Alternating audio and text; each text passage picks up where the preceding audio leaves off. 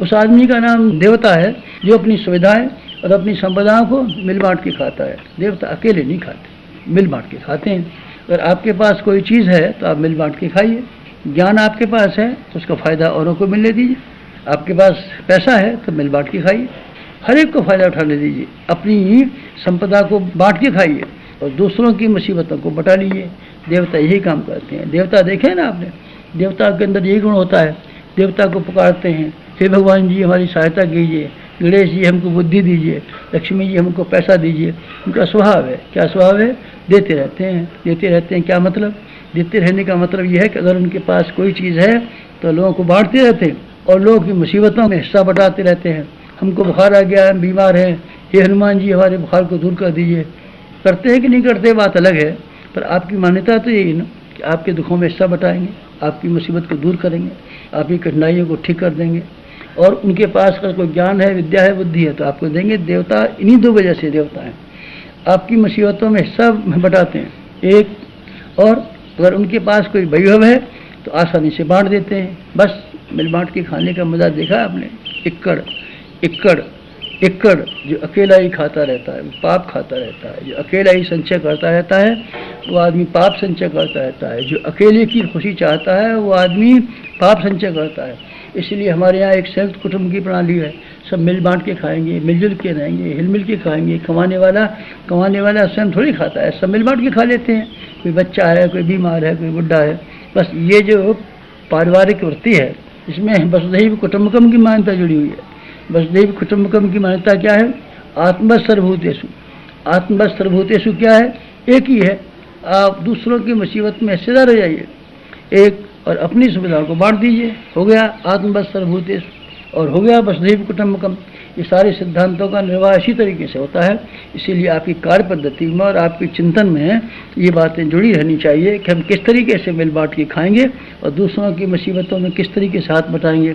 इसीलिए आपको अपना स्व, संकीर्ण स्व जो आपने कूप मंडूक की तरीके से सीमित कर रखा है, फिर आप उसको विशाल बना देंगे। आप सबके हो जाएंगे, सब आपके हो जाएंगे, देवता आप हो जाएंगे, आपको स्वर्ग आ जाएगा। अगर आप ये स्वर्ग नहीं खरीद सकते और आपने सीमा बंधन अपना ही खाना, अपना ही पहना, अपना ही पैसा, अपना ही बेटा, अपना ही यश, अपना ही नाम कहते रहेंगे, आप बहुत छोटे आदमी रहेंगे, जलील आदमी रहेंगे और आपको नरक में रहने वाले को ये यातनाएं भुगतनी पड़ती हैं। मानसिक दृष्टि से वो सारी यातनाएं भुगतनी पड़ेंगी। शारीरिक दृष्टि से ठीक है, ये हो भी सकता है कि आप कुछ खाने पीने का सामान इकट्ठा कर लें, कुछ पैसा इकट्ठा कर लें, लेकिन आप दुखी रहेंगे। आप दुखी रहेंगे। क्या करना चाहिए? आपको एक और काम करना चाहिए। कौन सी? खिलाड़ी की ज़िंदगी जीनी चाहिए। खिलाड़ी की ज़िंदगी आप जिए। खिलाड़ी में हारते भी रहते हैं, जीतते भी रहते हैं, जीतते भी रहते हैं, टीम बना के खेलते हैं। हार गए, अरे हार गए तो क्या है, चेहरे पर कोई शिकन ही नहीं। आप चेहरे पर शिकन मत आने दीजिए। चिंताओं को और मुसीबतों की कल्पनाएं करके, संदेह करके और भविष्य की आशंकाएं करके हर समय आपको दिल धड़कता रहता है। आप निश्चिंत रहिए, निर्द्वंद रहिए, हंसते रहिए, मुस्कुराते रहिए। आप हंसते और मुस्कुराते रहेंगे और निश्चिंत रहेंगे तब, और खिलाड़ी की तरीके से ज़िंदगी जिएंगे तब फिर आपको मैं देवता कहूँगा। ये नाटक है, आप इसके एक पात्र हैं। दुनिया में आपको एक नाटक अदा करना है। आप नाटकी तरीके से तमाशा कीजिए, लोगों को मनोरंजन करने दीजिए, लेकिन आप एक निश्चिंत होकर के राजा जनक की तरीके से अपनी मन स्थिति को बनाए रखिए। फिर मैं आपको स्वर्ग में निवास करने वाला रहूँगा।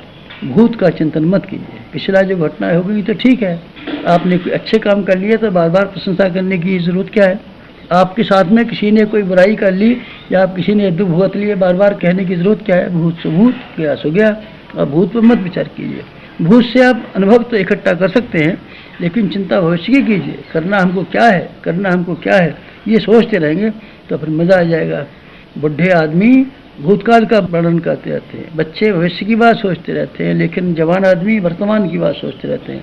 आपको वर्तमान क्या करना चाहिए, आज का दिन आप किस तरीके से बेहतरीन बना सकते हैं, अगर ये विचार आपके जी में आ जाए, फिर मैं आपसे ये कहूँगा कि आप स्वर्ग में निवास करने वाले आदमी हैं। भविष्य की क्यों अनावश्यक कल्पनाएं करेंगे? योजना बना लीजिए, योजना में हर्ज नहीं है।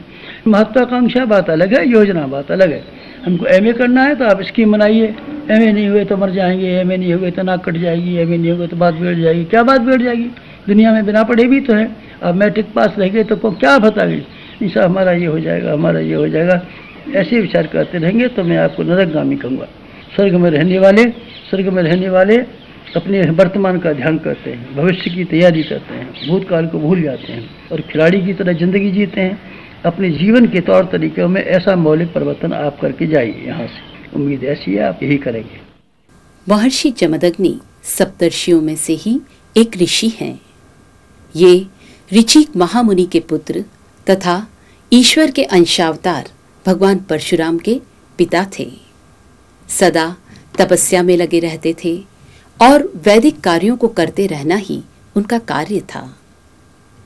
क्षमा की तो वे साक्षात मूर्ति ही थे।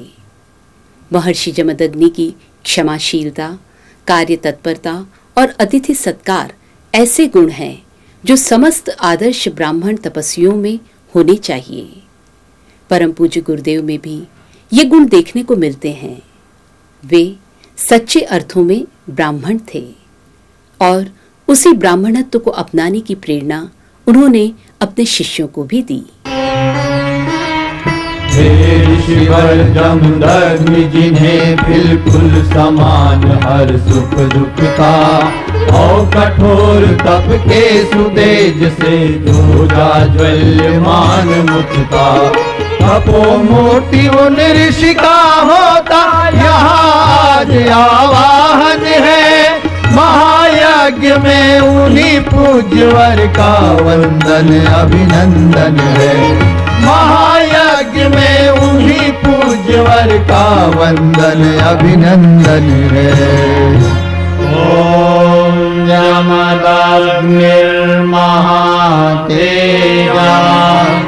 तपसा ज्वलति हतम् आवाहयामि यज्ञेऽस्मिन् पूजेयं प्रतिगृह्यताम्। अगले स्तंभ जागृति के अग्निकण में प्रस्तुत हैं गायत्री परिवार की देश विदेश में चलाई जा रही गतिविधियों के समाचार।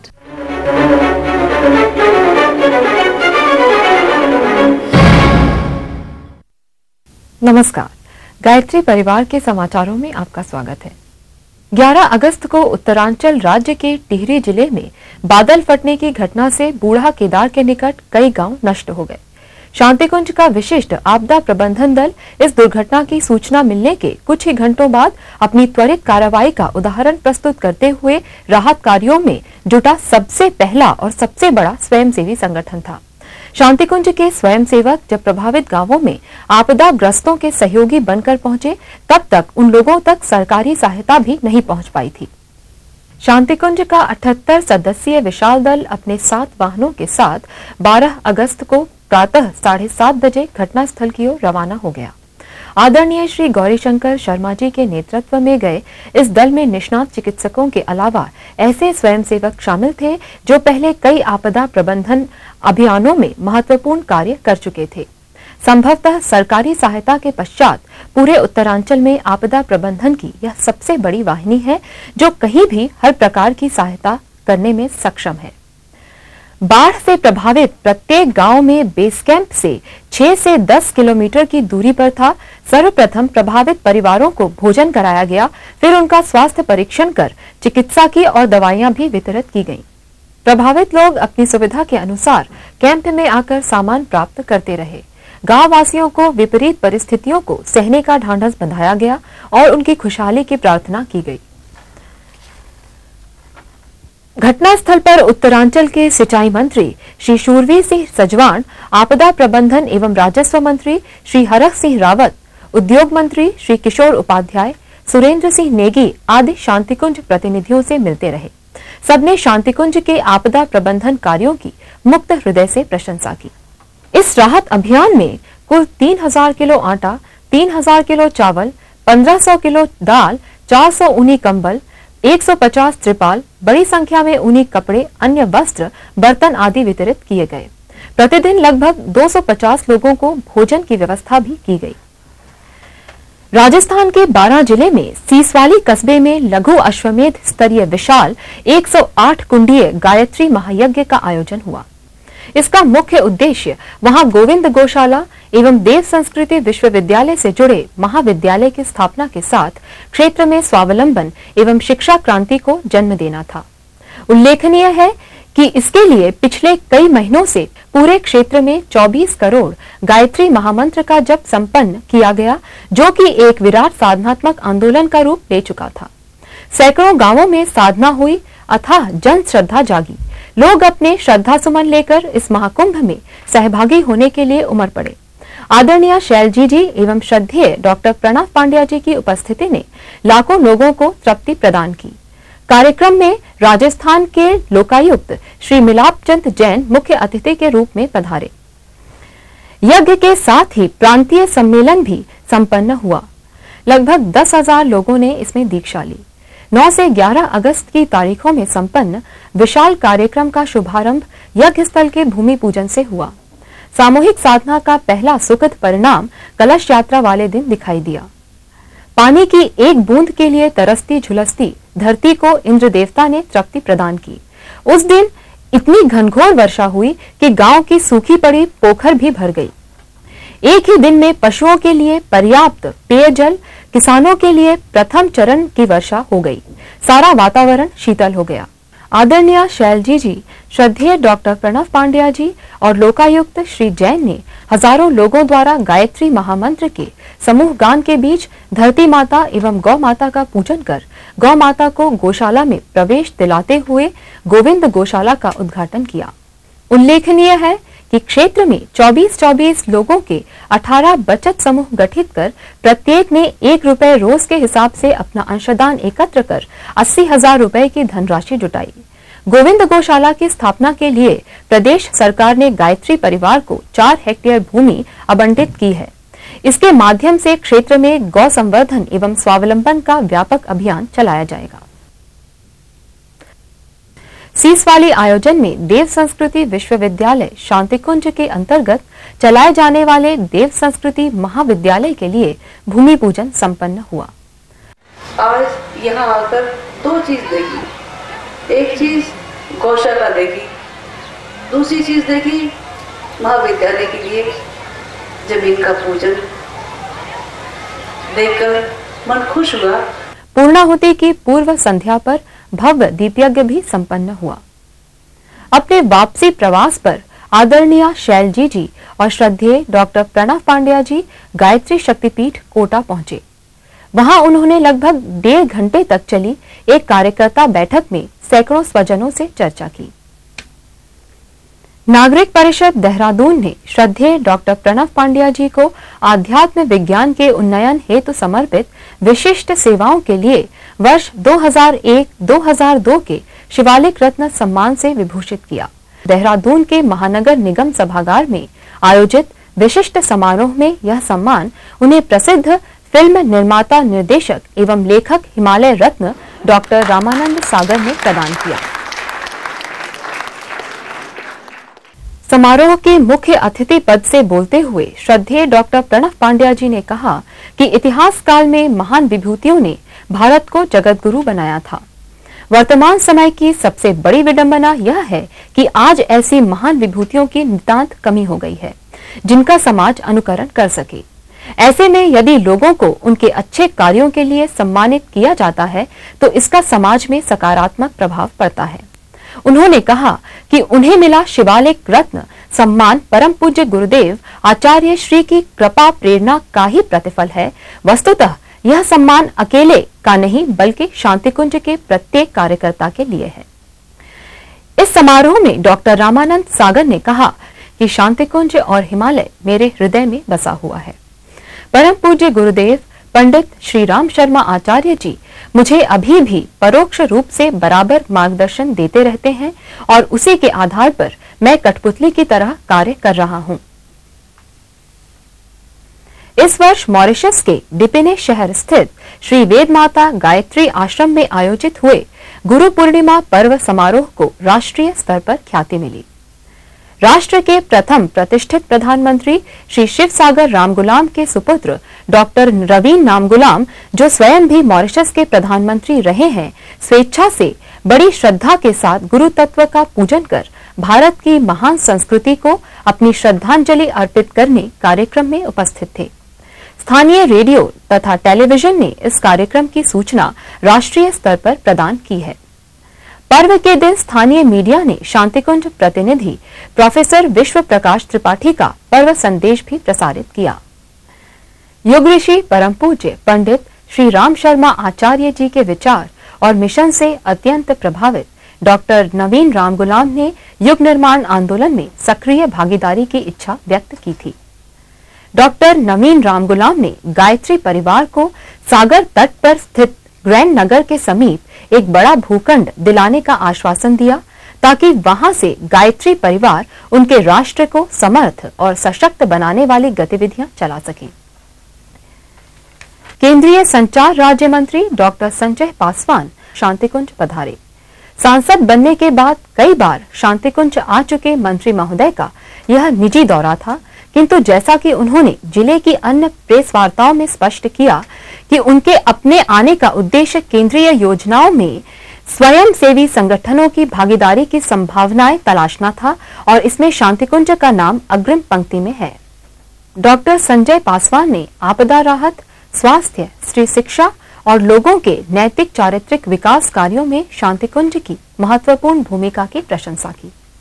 इस अवसर पर मंत्री महोदय की श्रद्धेय डॉक्टर प्रणव पांड्या जी एवं आदरणीय शैल जी से महत्वपूर्ण चर्चा हुई। वे विश्वविद्यालय और ब्रह्मवर्चस्व भी गए तथा शिक्षा क्रांति में शांतिकुंज की आगामी योजनाओं को गंभीरता से समझा।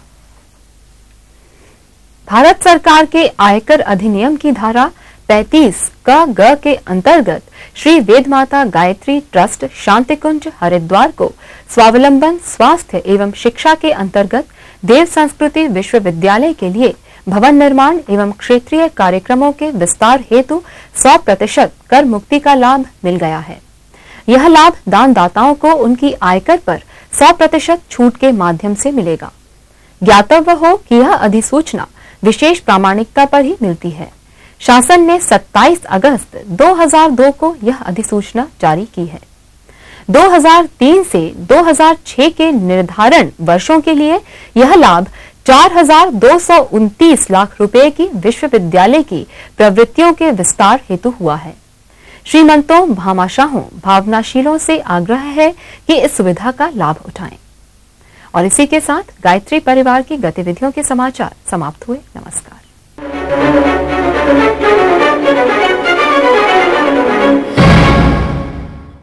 प्राचीन काल में तीर्थ, आरण्यक आध्यात्मिक सैनिटोरियम के रूप में हुआ करते थे। वहां आत्मिक विश्रांति पाने और उद्विग्नता तथा थकान को दूर करने में सहायता देने वाला वातावरण हुआ करता था। वहां आकर व्यक्ति एक नवीन ऊर्जा से भर जाता था। इस समय के युग तीर्थ शांतिकुंज का वातावरण भी कुछ इसी प्रकार का है। पिछले दिनों शांतिकुंज में आए संचार राज्य मंत्री श्री संजय पासवान जी ने शांतिकुंज के संदर्भ में कुछ इसी तरह के विचार प्रस्तुत किए। आइए उनके विचार उन्हीं के मुख से सुनते हैं। मुझे जब जब ये लगता है कि मैं बहुत थक सा गया हूँ, अशांत हो गया हूँ, तब तब मुझे ख्याल यहाँ का आता है। पिछले साल 1989 से मैं यहाँ आता रहा हूँ। जब मैं पहली बार आया, किसी मित्र की प्रेरणा से मैं केदारनाथ जा रहा था। उसी रास्ते में, उसे मेरा ये गंतव्य यह नहीं था, मैं केदारनाथ जा रहा था। लेकिन कई मित्रों ने कहा था इस तीर्थभूमि के बारे में, तो मैं यहाँ लौटती में केवल दर्शन करने आया था। मगर जब मुझे यहाँ आकर के लगा, जो दिव्य अनुभूति मुझे हुई, मैं बजाय कि 1-8 घंटे रहूं, 3 दिन यहाँ रहा। और मुझे इस समय लगा कि अपने देश में जो स्थितियां विकराल खड़ी हुई हैं, और उस वातावरण में भी ऐसी कोई संस्था, ऐसी कोई अवधारणा, ऐसे लोग, ऐसे व्यक्तित्व जो इन सत्य विचारों को प्रचारित प्रसारित करने वाले हैं, मुझे घोर आश्चर्य हुआ कि जिस भारत की मैं सुना करता था, इतिहास में देखा करता था, उस संपूर्ण भारत के देव संस्कृति का जो अपना धरोहर रहा है, तो उसको देखा मैंने यहाँ पर इस स्थान पे लोगों को संजोगते हुए देखा। मुझे लगा इस अभियान से मुझे जुड़ना चाहिए, और मेरे अंदर की जो अंतरात्मा थी उसने कहा कि इस जगह से जुड़ो। और जिस देव प्रेरणा से मुझे जो अनुभूति यहाँ पर हुई, उसके बाद से लगातार 1989 के बाद से मैं प्रयास करता हूँ कि साल में 2 बार कम से कम अवश्य आऊँ। मैं उस समय बैंक में नौकरी करता था, उसके बाद मैं यूनिवर्सिटी में लेक्चरर हुआ, सांसद हुआ, तब भी आया। आज देश का संचार राज्य मंत्री हूँ, बने 1.5 महीने हुए हैं। इन सबों में कहीं न कहीं उस गुरु सत्ता का, उस देव सत्ता का, उस मातृशक्ति का आशीर्वाद, प्रेरणा है, जिनसे हम इस स्थान के माध्यम से जुड़े। मैं कल ही आया, पूरे महीनों का जो मंत्रालय का बोझ था मुझ पे, जो तनाव था, जो दबाव था, मैं जब से यहाँ प्रवेश रखा तब से मुझे लगा उन सबों से मैं मुक्त हुआ, हल्का सा हुआ, और पुनः मुझे यहाँ से ऊर्जा मिला है, मेरा शक्ति पुनः संचयन हुआ है। वो चाहे शरीर में हो, मन में हो, आत्मा में हो, बुद्धि हमारी और यहाँ पे पुष्पित पुलबित होती है। और मैं जब यहाँ से लौटता हूँ तो नए ढंग से, नए उत्साह से, नए उमंग से अपना कार्य शुरू करता हूँ।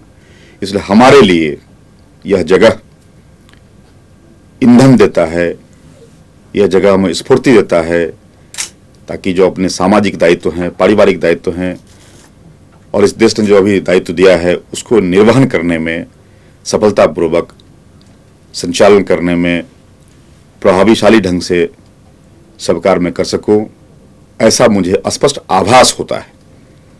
इसलिए मैं यहाँ आता हूँ तो अपने स्वार्थ के लिए आता हूँ, ताकि मैं जो उसके बाहर में जिन परमार्थ कामों में लग सकूं, ढंग से कर सकूं, संतोष मेरे मन में हो सके, ऐसा होता है।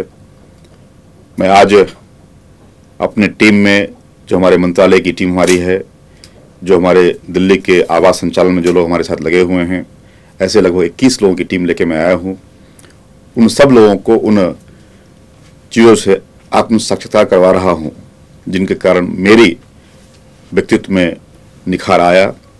इसलिए मेरी ये शुभकामना है उन तमाम हमारे ऐसे साथियों को जो हमारे साथ आए हैं, उन सबों को वही आभास हो, वही दिव्य अनुभूति हो, ताकि हम सब मिलकर के अपने जो काम हम लोग सामूहिक ढंग से कर रहे हैं उन काम में ढंग से आगे बढ़ सकें, और ये तीर्थ इस ढंग से आने वाले भारत का, स्वर्णिम भारत का केंद्र बने, जिस निर्माण कार्य में आप सब लगे हुए हैं। मुझे पूरा विश्वास है कि हम लोग अपने जीवन में जो नव भारत होगा, जो भारत का उत्कर्ष होगा, और जो भारत पूरा विश्व का नायक बनने वाला है, वो अवश्य सफल होगा, कामयाब होगा। हम सब उस भारत के वासी रहेंगे और हमारे जीवन काल में ही ऐसा उत्कर्ष देखने को मिलेगा, ये मेरा अटल विश्वास है। कहते हैं जान है तो जहान है। भला इस दुनिया में कौन ऐसा होगा जो स्वस्थ रहना न चाहे। पर आज चिकित्सा के क्षेत्र में जहां इतनी प्रगति हुई है, वहीं रोज रोज नए नए रोग उत्पन्न होते जा रहे हैं और बढ़ती जा रही है रोगियों की संख्या। वस्तुतः रोग की शुरुआत होती है हमारे आहार और विहार की लापरवाहियों से। मनुष्य को स्वस्थ रहने के लिए किस प्रकार का भोजन और दिनचर्या अपनानी चाहिए, इस संदर्भ में प्रश्नों के उत्तर प्रस्तुत हैं अगले स्तंभ जिज्ञासा में। आज हमारे साथ शांति कुंज हरिद्वार के वरिष्ठ प्रतिनिधि डॉक्टर गोपी वल्लभ पाटीदार जी उपस्थित हैं। डॉक्टर साहब, आपका स्वागत है। आप लंबे समय से ब्रह्मोच्च शोध संस्थान के विविध शोध की गतिविधियों में जुड़े रहे हैं, पेशे से एक चिकित्सक भी हैं। चिकित्सा संबंधी इतनी प्रगति के बावजूद आज मनुष्य का स्वास्थ्य लड़खड़ाता जा रहा है, क्या आप इस पर कुछ प्रकाश डालेंगे? मनुष्य के समग्र स्वास्थ्य के लिए जिम्मेदार जो 2 चीज़ें हैं, आहार और विहार। आज इनमें चूंकि व्यतिक्रम होता जा रहा है, इनमें गड़बड़ी पैदा हो रही है, इसकी वजह से आज कॉमन कई प्रकार की बीमारियां एक सामान्य आदमी को लगी हुई हैं। बड़े आदमियों में खास तौर से पेट की बीमारियां हैं, जिसमें एसिडिटी है, अम्ल पित्त जिसको बोलते हैं, या कब्ज़ की बीमारी है, शौच का साफ न होना है, और डिसेंट्री है, अमीबिक कोलाइटिस है। ये बीमारियां आज घर घर में अक्सर आदमियों को लगी हुई हैं।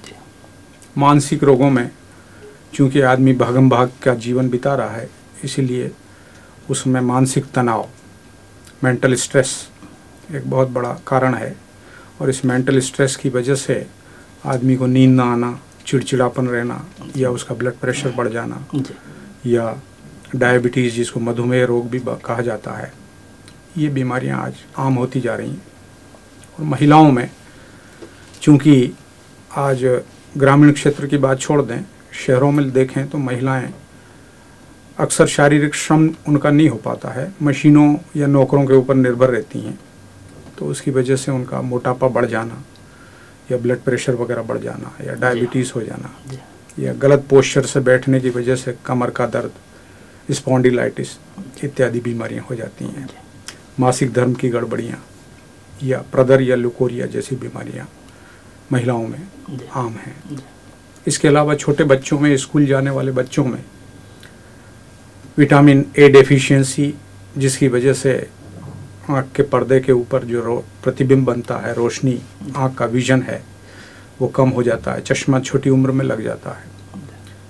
और कैल्शियम डेफिशिएंसी, जिसकी वजह से दांत कमज़ोर हो जाते हैं या हड्डियाँ टेढ़ी हो जाती हैं। विटामिन डी की डेफिशिएंसी है। ये बीमारियां आजकल आम हैं, और इसी की वजह से आहार विहार का असंयम इसके लिए जिम्मेदार है। कहीं डेफिशिएंसी है तो कहीं भोजन की अनियमितता है, और विहार की अनियमितता है, असंयम है, ये मूल कारण। आमतौर से देखा जाता है व्यक्ति आहार के प्रति बिल्कुल लापरवाह रहता है। ऐसी स्थिति में ऐसा कोई सरल क्रम और सुव्यवस्थित संतुलित क्रम हो जो अपना करके व्यक्ति अपने को स्वस्थ रख सके। आहार में हमारे शरीर को चलाने के लिए, जैसा कि इंजन को चलाने के लिए पेट्रोल या डीजल की आवश्यकता होती है, उसी प्रकार से शरीर को चलाने के लिए आहार की आवश्यकता है। और आहार में जैसा कि कहा है कि जैसा खाए अन्न वैसा बन जाए मन। हम जैसा आहार लेंगे वैसा हमारा मानसिक संस्थान भी बनता चला जाता है।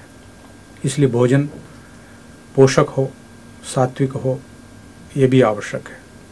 आजकल एक और चीज़ इसमें महत्वपूर्ण है कि हम भूख लगने पर खाएं। भूख लगने पर जब खाएंगे तो हमारे शरीर में बराबर वो हजम हो जाएगा, डाइजेस्ट हो जाएगा, उसका बराबर खून बनेगा, और वो हमारे शरीर के लिए पोषक सिद्ध होगा। आजकल आहार के नाम पे फास्ट फूड है, जंक फूड है, और मैदे से बनी हुई चीज़ें हैं, और इसमें कोल्ड ड्रिंक्स वगैरह हैं, चाय कॉफ़ी की भरमार वगैरह है। तो इससे हमारा जो पाचन तंत्र है, आहार तंत्र है, पाचन तंत्र है, वो गड़बड़ा जाता है। खून में ऐसे विजातीय तत्व इकट्ठे हो जाते हैं जिनकी वजह से हमारी भूख नष्ट हो जाती है। जैसे चाय ही, अगर ज़्यादा मात्रा में चाय पीने लग जाएंगे तो उसमें कैफीन है, टैनिक एसिड वगैरह है, जो हमारी भूख को नष्ट करते हैं, कब्ज़ पैदा करते हैं, और शरीर में यूरिक एसिड की मात्रा बढ़ जाती है। और आहार में मोटे आटे की रोटी हो, मैदे से बनी हुई चीज़ें ना हो, तेल में तली हुई और छनी हुई चीज़ें, उसमें ज़्यादा मिर्च मसालों की भरमार हो जाने से शरीर में नाना प्रकार के विकार पैदा हो जाते हैं, जैसे एसिडिटी वगैरह है। मैदे से बनी हुई चीज़ें लेने से हमारी आंतें उसको बराबर निष्कासित नहीं कर पाती हैं। शरीर में एक और आवश्यक तत्व है रफेज, जो हमें सब्जियां खाने से, फल खाने से रफेज मिलता है। आजकल हम लोग भोजन को, आटे को बहुत ज़्यादा बारीक उसको पीस देते हैं, और बारीक से बारीक आटे की रोटी और चोकर को निकाल करके छने हुए आटे की रोटी खाते हैं।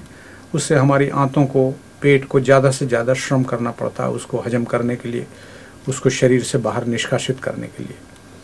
इससे नाना प्रकार की बीमारियां, जिसमें अमीबिक कोलाइटिस है, पाइल्स की बीमारियां हैं, और डिसेंट्री वगैरह ऐसे रोग उसमें लग जाते हैं। तो आहार में ये आवश्यक है कि हम सात्विक आहार लें, और रोटी दाल, चावल, सब्जी, सलाद, और यदि हो सके तो दूध, दही, मठा भी इसके साथ सम्मिलित कर सकते हैं। और दूध भी यदि हो सके गाय का दूध लें तो ज़्यादा उत्तम माना गया, चूँकि गाय के दूध में कोलेस्ट्रॉल वगैरह की मात्रा बहुत कम होती है, उसमें HDL होता है जो हमारे शरीर के लिए ज़्यादा मुफीद होता है। भैंस का दूध वगैरह होता है जो आजकल ज़्यादा पसंद किया जाता है, उसमें कोलेस्ट्रॉल की मात्रा ज़्यादा होती है, जिसमें कोरोनरी आर्टरी डिजीज़ या जिसको हाइपरटेंशन या ब्लड प्रेशर कहते हैं वो हो जाता है। या जो लोग नॉन वेजिटेरियन डाइट लेते हैं, मांसाहार या अंडा वगैरह खाते हैं, उनमें ये कोलेस्ट्रॉल की मात्रा बहुत ज़्यादा बढ़ जाती है और उससे ये हार्ट अटैक की बीमारी और ब्लड प्रेशर की बीमारी ये होने की बहुत ज़्यादा संभावना बढ़ जाती है। इसलिए सात्विक आहार लें। तो आहार में हम प्रकृति के जितने डिसिप्लिन में चलेंगे, प्रकृति के अनुशासन में चलेंगे, प्राकृतिक भोजन होगा, सात्विक भोजन होगा, तो हम लोग ज़्यादा स्वस्थ रह सकते हैं। डॉक्टर साहब, आप जो कह रहे हैं आहार विहार का अस्वस्थता से मूल संबंध है, आपका बिहार से क्या तात्पर्य है? विहार से तात्पर्य ये है कि जैसा हम लोग रोज़मर्रा का काम करते हैं, अपनी ड्यूटी पर जाते हैं, वहाँ से कब लौट के आते हैं, विश्राम किस प्रकार से करते हैं, मनोरंजन किस प्रकार से करते हैं, रात में सोते कब हैं, है ना, संयम ब्रह्मचर्य भी इससे जुड़ा हुआ है, सवेरे कब उठते हैं, ये सारी चीज़ें बिहार के अंतर्गत आ जाती हैं और ये हमारे स्वास्थ्य के ऊपर इनका बहुत बड़ा इम्पैक्ट पड़ता है, इनका बहुत बड़ा रोल है, भूमिका है। इसलिए आहार विहार दोनों ही इसके लिए जिम्मेदार। तो डॉक्टर साहब, ये स्वस्थ रहने के लिए बिहार के संदर्भ में आम आदमी क्या सावधानियां बरतें? बिहार के संदर्भ में रात को हम लोग शाम का जो भोजन वगैरह होता है वो भोजन सोने के 3 घंटे पहले कर लिया जाना चाहिए और रात को जहाँ तक हो सके 9-10 बजे तक व्यक्ति सो जाए तो उसको गहरी नींद आएगी और वो सवेरे जब उठेगा तो वो फ्रेश होकर के, स्वस्थ होकर के उठेगा और शारीरिक तनाव से वो पूर्णतया मुक्त होगा। पर यदि रात को वो लेट सोता है तो उसका खाना बराबर हजम नहीं होता है, उसकी वजह से उसको साउंड स्लीप, जिसको गहरी नींद कहते हैं, तनाव रहित नींद जो शरीर के लिए बहुत आवश्यक तत्व है, वो नहीं आ पाती है। उसकी वजह से आदमी सवेरे उठता है तो वो फ्रेश नहीं महसूस करता है, वो प्रभाव उसका पूरे दिन भर की दिनचर्या के ऊपर पड़ता है, उसके कार्यकलाप पे पड़ता है, उसके पारिवारिक जीवन पे पड़ता है। जहाँ तक हो सके प्रकृति के ज़्यादा से ज़्यादा निकट रहेंगे, उसके अनुशासन को मानेंगे तो वो अपने स्वास्थ्य को ठीक रख सकेंगे। और आज जो ये कॉमन बीमारियाँ हैं, हाइपरटेंशन है, हार्ट अटैक है, डायबिटीज़ है और मानसिक तनाव जिसको मेंटल स्ट्रेस कहा है, इससे वो पूर्णतया मुक्त रह सकते हैं। इसके लिए आसन, यौगिक आसन या सवेरे उठ करके उषापान, जब भी वो सोते हैं और जब भी वो उठते हैं तो उनको कम से कम 3-4 ग्लास तांबे के बर्तन में पानी भर के रखा जाए और उसको उठते ही वो लोग पी लें। जब भी वो उठते हैं, यदि वो रनिंग ड्यूटी वाले लोग हैं तो उठते ही वो 3-4 ग्लास पानी पिएं, क्योंकि पानी एक शरीर के लिए स्वस्थ रखने के लिए एक आवश्यक तत्व है। जैसा कि कहा है जल ही जीवन है, तो जल, पानी को आजकल क्या होता है कि हम लोग पानी नहीं पीते हैं, या पानी की प्यास लगी है तो हम लोग कोल्ड ड्रिंक्स वगैरह पीने लग जाते हैं, कोला वगैरह हैं, दूसरी चीज़ें हैं, फ्रिज की चीज़ें हैं। तो हमारे शरीर की प्रकृति के अनुकूल नहीं पड़ता है, वो प्रतिकूल पड़ता है। उससे क्या होता है कि जो हमारे शरीर में से जो निष्कासन वाला तंत्र है, जिसमें किडनी, हमारी जो गुर्दे वगैरह हैं और हमारी जो चमड़ी के अंदर रोमकूप वगैरह हैं, इनके द्वारा शरीर के विजातीय तत्व जिसमें लैक्टिक एसिड वगैरह हैं, यूरिक एसिड वगैरह हैं, ये हमारा शरीर उसको बाहर निकालता है और वो बाहर निकालना आवश्यक है। अगर वो बाहर नहीं निकलते हैं तो उससे नाना प्रकार के रोग पैदा होते हैं। इसके लिए वो सवेरे उठ कर के 3-4 ग्लास, यदि हो सके तो तांबे के पात्र में रखा गया हो, उसको पिएं। और वो जो लोग सवेरे उठ रहे हैं तो ऊषापान के रूप में उसको पिएं, शौचादिक से निवृत्त हों। इसके बाद वो यौगिक आसन है और प्राणायाम वगैरह यदि किसी को आता है तो प्राणायाम है, प्रज्ञा योग व्यायाम है, सूर्य नमस्कार है, दौड़ना भागना जॉगिंग करना है, घूमना है, मालिश वगैरह है, ये सब चीज़ें इसके अंतर्गत आती है। तो व्यायाम भी हमारे विहार के अंतर्गत एक महत्वपूर्ण तत्व है कि हम केवल खाते पीते और सीडेंट्री लाइफ, जिसको आराम तलबी जीवन कहते हैं, उसी को न बिताते रहें, बल्कि व्यायाम का भी हमारे जीवन में एक महत्वपूर्ण स्थान है। इसके अलावा विहार में एक और महत्वपूर्ण चीज़ आती है, वो है उपासना। हम में से हर एक को उपासना करनी चाहिए। हमारे गुरुदेव जो हमारे मिशन के सूत्र संचालक रहे हैं, उन्होंने गायत्री उपासना के ऊपर बल दिया है। पर यदि कोई दूसरे संप्रदाय के लोग हैं तो वो और दूसरे भी अपने संप्रदाय के अनुसार उपासना, ईश्वर को याद करना, अल्लाह को याद करना, गॉड को याद करना, ये उपासना का आवश्यक तत्व है। और उसके साथ ही अच्छे साहित्य को हम पढ़ते रहें। महान पुरुषों के द्वारा जो साहित्य लिखा गया है, यदि रोजाना आप रोज़मर्रा के जीवन में थोड़ा सा समय निकाल करके उसको पढ़ते रहें तो हम एक नैतिक जीवन, एक अच्छा जीवन जी सकेंगे और हमारे परिवार के लिए, हमारे व्यक्तिगत स्वास्थ्य के लिए और समाज के लिए, राष्ट्र के लिए एक उपयोगी आदमी सिद्ध हो सकते हैं। इस प्रकार से ये विहार, इसका हमारे जीवन में स्वास्थ्य के ऊपर बहुत महत्वपूर्ण रोल है।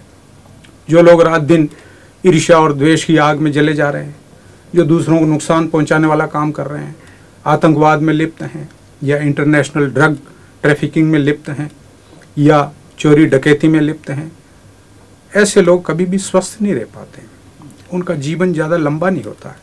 कारण क्या है कि हमारे शरीर के जो एंडोक्राइन ग्लैंड्स हैं, उसमें खास तौर से एड्रिनल कॉर्टेक्स है, पिट्यूटरी है, थायराइड है, ये अंतस्त्रावी ग्रंथियां जिसको हिंदी में बोला जाता है, ये सारी की सारी अंतस्त्रावी ग्रंथियां हमारे शरीर में जो मनोभूमि चल रही है, विचार श्रृंखला चल रही है, इसका असर इनके ऊपर पड़ता है। आज के जो मॉडर्न मेडिसिन है, वो भी साइंटिस्ट भी इस बात को मान रहे हैं कि साइकोसोमेटिक डिजीजेस होती हैं, बीमारियां दिमाग में पैदा होती हैं और शरीर के ऊपर वो प्रकट होती हैं। ये एक नया कॉन्सेप्ट अभी सामने आया है। इसके लिए स्वाध्याय का, उपासना का ये बहुत महत्वपूर्ण स्थान है।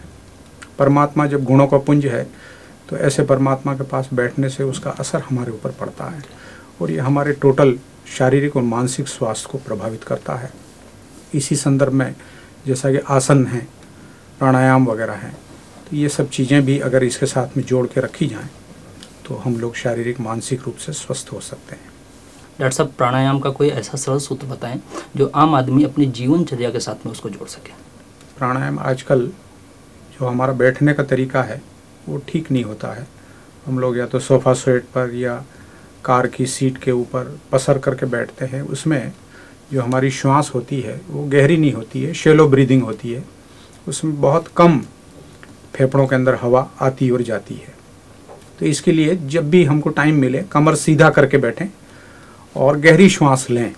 तो ये प्राणायाम का सरलतम तरीका हो सकता है कि एक तो कमर को सीधा करके जब भी संभव हो सीधा करके बैठें और गहरी श्वास 2-3 बार ऐसा दिन में कई बार कर सकते हैं जब भी हमको ध्यान आ जाए।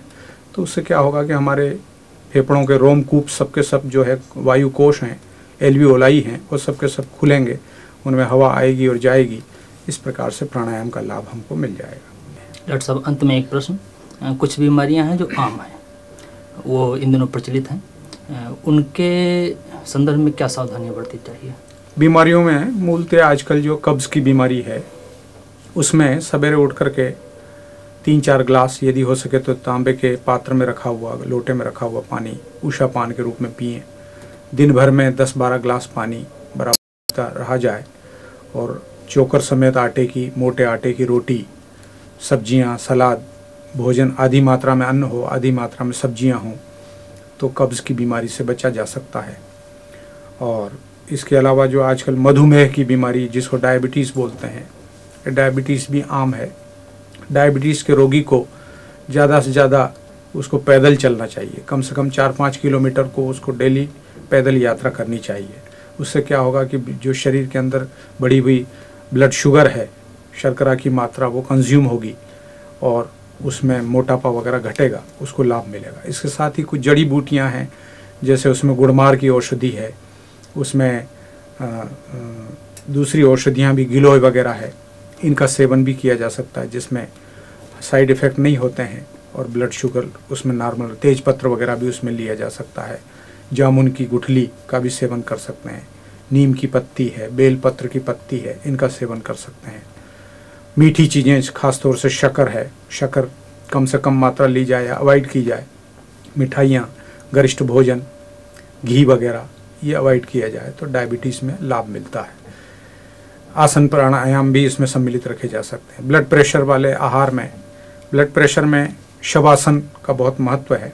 तनाव रहित जीवन, दिनचर्या या अपने दृष्टिकोण को विधेयात्मक पॉजिटिव एटीट्यूड रखा जाए और शवासन करके अपने सिस्टम को, नर्वस सिस्टम को खासतौर से तनाव रहित बनाया जाए। आहार के अंदर खासतौर से तेल वाली चीज़ें, नॉन वेजिटेरियन डाइट को अवॉइड किया जाए। घी वाली चीज़ें, मैदे की चीज़ें अवॉइड की जाएं तो ब्लड प्रेशर को हम लोग नॉर्मल रख सकते हैं। ब्लड प्रेशर के अंदर अर्जुन है, पुनर्नवा है, ये औषधियाँ बहुत मुफीद है, हानि रहित है, इनका सेवन किया जा सकता है। इसी प्रकार से एसिडिटी है, एसिडिटी में मुलेठी और आंवले का सेवन भोजन के बाद किया जाए। मिर्च मसाले जो एसिडिटी को बढ़ाते हैं, तली हुई चीज़ें हैं, गरिष्ठ भोजन है, इनको अवॉइड किया जाए, सादा भोजन किया जाए, तनाव से रहित जीवन जिया जाए। सिगरेट है, तंबाकू है और उत्तेजक जो चीज़ें हैं उनको अवॉइड किया जाए तो इसमें बहुत बड़ा लाभ मिलता है। इसी प्रकार से सर्दी जुकाम वगैरह ये भी आजकल बहुत आम है, तो सर्दी जुकाम में जो शीतकारक आहार हैं, खट्टी चीज़ें हैं, उनको अवॉइड किया जाए। नींबू है, इमली है, खटाई है, अचार वगैरह हैं, इनको अवॉइड किया जाए और उसमें सादा भोजन जो सुगमता से हजम हो सके उसको ग्रहण किया जाए। प्राणायाम वगैरह का अभ्यास किया जाए, आसन वगैरह किए जाए, पेट को ठीक रखा जाए। कुछ गर्म औषधियाँ जैसे तुलसी वगैरह है, अदरक वगैरह है, इनका सेवन करते रहने से, मधु, शहद वगैरह है, इनका सेवन करें। हल्दी वगैरह है जो हानि रहित औषधि है, इसका सेवन करते रहने से सर्दी में बहुत ज़्यादा लाभ मिलता है। तो इस प्रकार से ये जो कॉमन एलिमेंट्स हैं, बीमारियां हैं, इनका आहार विहार पे हम लोग ध्यान रखें तो इनसे हम लोग फ़ायदा उठा सकते हैं। डॉक्टर साहब, आपका बहुत बहुत धन्यवाद, आप हमारे यहाँ पर आए, इतनी महत्वपूर्ण जानकारियाँ दी। जैसा कि आपने सुना, स्वास्थ्य का संबंध महंगे आहार से नहीं बल्कि प्रकृति के अनुकूल अपने जीवनचर्या, दिनचर्या को बनाने में है। अगर हम अपने आप को प्रकृति से जोड़ने का प्रयास करें तो अपने स्वास्थ्य और अपने परिवार के स्वास्थ्य को अच्छा बनाने में और उत्तम बनाने में सहूलियत प्राप्त कर सकते हैं। हठयोग प्रदीपिका के अनुसार एक श्वास से दूसरे श्वास के बीच ही जीवन है। एक व्यक्ति जो आधी श्वास लेता है आधा ही जीता है और जो सही ढंग से श्वास लेता है वो अपने समग्र व्यक्तित्व पर और संपूर्ण जीवन पर नियंत्रण प्राप्त कर लेता है। इसी प्रकार कहा जाता है कि सबको जीवन में सुनिश्चित गिनती की ही श्वासें मिली हैं। जाहिर है जो धीरे श्वास लेगा लंबा जिएगा और जो तेजी से श्वास लेगा उसके प्राण पखेरु जल्दी ही उड़ जाएंगे। जी हाँ, श्वास और प्राण के बीच बहुत गहरा संबंध है। श्वास के माध्यम से जीवनी शक्ति प्राण पर काबू किया जा सकता है। कैसे, आइए देखते हैं संस्कृति दर्शन में। प्राणायाम क्या है? ये मात्र फेफड़ों का व्यायाम या डीप ब्रीदिंग जैसी चीज नहीं है, बल्कि इससे कुछ अधिक है। आयाम अर्थात फैलाव, प्राणायाम अर्थात प्राण के प्रवाह को संयमित और क्रियाशील बनाने की पद्धति। प्राणायाम से मनोरोगों का उपचार किया जा सकता है। प्राणायाम से शरीर को अधिक सबल और सुदृढ़ बनाया जा सकता है। वैसे तो प्राणायाम कई प्रकार के हैं, लेकिन प्रारंभिक 3 प्रकार के प्राणायाम हैं। इन्हें किसी भी मौसम में किया जा सकता है। पहला है प्राणाकर्षण प्राणायाम। प्राण का असीम भंडार अंतरिक्ष में व्याप्त है। साधक इसे अपने पुरुषार्थ से प्राप्त कर सकता है और धारण भी कर सकता है। पूर्व दिशा की ओर मुंह करके बैठें, पालथी मार लें, दोनों हाथ घुटने पर, आंखें बंद, दोनों नथुनों से श्वास लेते हुए ध्यान यह करना है कि ब्रह्मांड में व्याप्त, अंतरिक्ष में व्याप्त प्राण का प्रवाह हम श्वास के रास्ते भीतर खींच रहे हैं। उसके बाद श्वास को भीतर रोकना है और ये भावना करनी है कि उन तत्वों को, प्राण को, तेजस को, बल को हम अपने भीतर धारण कर रहे हैं, जैसे मिट्टी का ढेला पानी को सोख लेता है। उसके बाद जब हम दोनों नथनों से ही श्वास को बाहर निकालते हैं, यह भावना करते हैं कि हमारे भीतर के कषाय, कल्मश निश्वास के रास्ते बाहर निकल रहे हैं। कुछ देर बिना श्वास के रहना है। उस समय यह भावना करनी है जिन दोषों को हमने दूर किया वे हमसे दूर ही होते जा रहे हैं। दूसरा प्राणायाम है सूर्य भेदन प्राणायाम। ब्रह्म प्राण को आत्म प्राण के साथ संयुक्त करने के लिए उच्च स्तरीय प्राण योग की साधना करनी पड़ती है। सूर्य भेदन प्राणायाम इसी स्तर का है। इसके लिए पूर्वाभिमुख होकर बैठें, पालथी मारें, मेरुदंड सीधा, आंखें बंद, ध्यान मुद्रा। मध्यमा और अनामिका उंगली से बाएं नथुने को बंद करें। पिंगला नाड़ी के द्वारा दाहिने नथुने से जाते हुए श्वास के द्वारा यह भावना करते हैं कि हमारा चिरकाल से पड़ा हुआ सूर्य चक्र जो नाभि स्थान में है वह जागृत हो रहा है। उसे वायु का स्पर्श जागृत कर रहा है। और दाहिने नथुने को अंगूठे से बंद करके श्वास रोकें और यह भावना करें प्राण, ऊष्मा, तेज, बल की वृद्धि हो रही है। उसके बाद बायां नथुना खोलें और उस समय यह भावना करें श्वास छोड़ते हुए कि इस ईड़ा नाड़ी के द्वारा हमारे भीतर का कषाय कल्मश पीले रंग के वायु के रूप में बाहर निकल रहा है। उसके बाद श्वास छोड़कर कुछ देर बिना श्वास के रुकें और यह भावना करें नाभि स्थान में एकत्रित यह तेज पुंज ऊपर अग्निशिखा के रूप में उठ रहा है और शरीर में पूरे अंतः क्षेत्र में यह व्याप्त हो रहा है, सारे अंतः क्षेत्र को जागृत कर रहा है। ऐसी हम भावना करते हैं और यह प्रक्रिया अब बाएं नथुने से फिर पूरी प्रक्रिया दोहराई जाती है और तब इसे हम एक लोम विलोम सूर्य भेदन प्राणायाम की पूरी प्रक्रिया मानते हैं। तीसरा है नाड़ी शोधन प्राणायाम। इसमें मुद्रा उसी तरह की बनाई जाती है, लेकिन दाहिने नथुने को बंद करके इसमें बाएं नथुने से पहले श्वास लेते हैं और यह भावना करते हैं कि नाभि स्थान में एक शीतल और प्रकाशवान चंद्रमा स्थित है। इसे हमारे प्राण प्रवाह के साथ वह वायु जाकर के स्पर्श करती है और वह शीतलता और प्रकाश को जागृत करती है और वही प्राण प्रवाह फिर वापस लौटता है और उसे हम रेचक करते हैं और फिर कुछ देर बिना श्वास के रहते हैं। अब यही प्रक्रिया 3 बार दोहराई जाती है। बाएं से श्वास लेकर पूरक, फिर अंदर कुंभक, फिर रेचक और फिर बाह्य कुंभक। अब यही प्रक्रिया दाहिने नथुने से ली जाती है और इस बार नाभि चक्र में चंद्रमा के स्थान पर सूर्य का ध्यान किया जाता है और यह भावना की जाती है कि वह प्राण प्रवाह उस सूर्य चक्र को जागृत कर रहा है और हमारे साथ साथ वो वायु का प्रवाह ऊष्मा और प्रकाश की बढ़ोतरी कर रही है और इसमें भी पूरक, अंतः कुंभक, रेचक और बाह्य कुंभक की क्रिया की जाती है और यह 3 बार करने के बाद फिर दोनों नथुनों से एक साथ श्वास लिया जाता है और उसमें भी अंतः कुंभक और रेचक किया जाता है। यह हुआ नाड़ी शोधन प्राणायाम। मानसिक स्वास्थ्य आज के सबसे बड़ा संकट है। व्यक्ति का जो मनोबल है वो गिरता चला जा रहा है। छोटी छोटी सी परेशानियों में वो दुखी हो जाता है, कष्ट से गिर जाता है और बड़ी जल्दी हार्ट अटैक, बड़ी जल्दी पेप्टिक अल्सर, बड़ी जल्दी भयंकर विपन्नताएं, रोग उसके ऊपर आ गिरते हैं।